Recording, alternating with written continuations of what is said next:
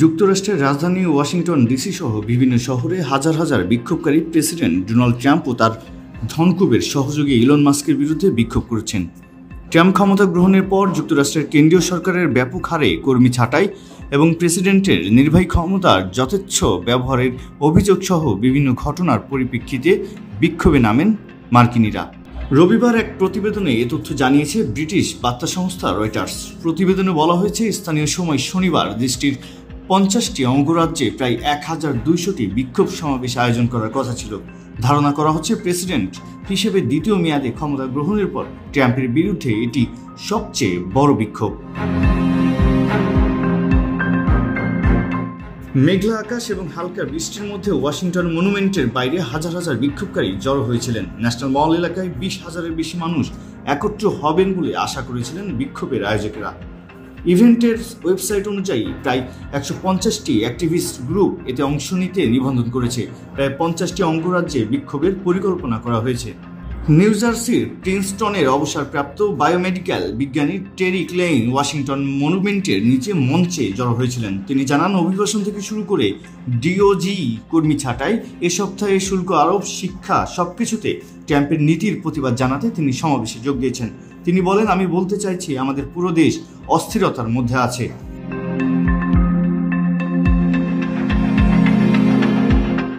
Trump বিরোধী এই বিক্ষোভের নাম দেওয়া হয়েছে হ্যান্ডস অফ।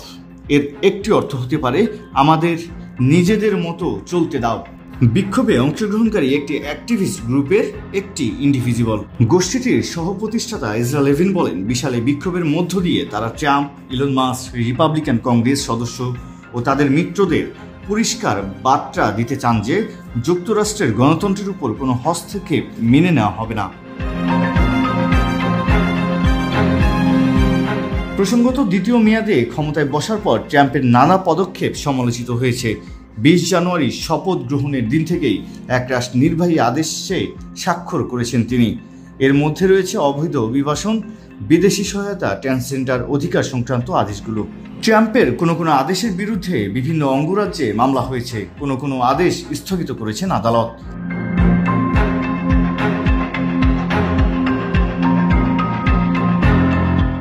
ট্রাম্পের গঠন করা সরকারি দক্ষতা বিভাগ ব্যাপক বিতর্ক সৃষ্টি করেছে। ট্রাম্প নতুন এই বিভাগের দায়িত্ব দেন ধনকুবের ইলন মাস্ককে।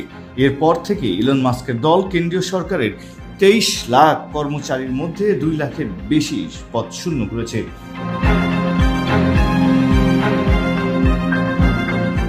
এদিকে যুক্তরাষ্ট্রের আগে শনিবার ইউরোপের বিভিন্ন দেশে ট্রাম্প বিরোধী বিক্ষোভ শুরু হয়। মার্কিন প্রেসিডেন্টের অভ্যন্তরীণ ও পররাষ্ট্র নীতির বিরুদ্ধে প্রতিবাদ জানাতে বার্লিন, ফ্রাঙ্কফুর্ট, প্যারিস ও লন্ডনে একত্র হন বিক্ষোভকারীরা।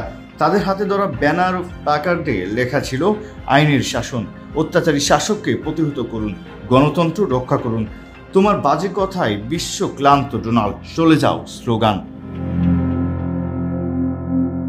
Habibur Rahman, GS news BD.